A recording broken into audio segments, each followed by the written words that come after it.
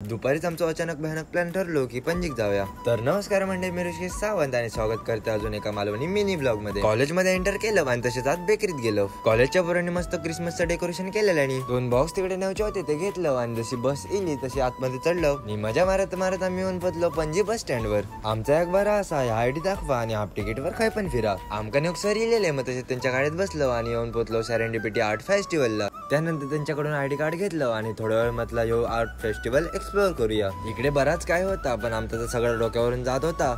मग फोटो वगैरे काढलं. खाली इलं तर इकडे कापूस कसं बनतात तसं दाखवत होते. पुढे गेलं होते लोकांनी कलाबाजी केली ती ठेवलेली होती. इकडे बघण्यासारखं तर खूप काय होता पण आमच्या डोक्याच्या बाहेर जात होता म्हणा. तिकडे दाखवत नाही.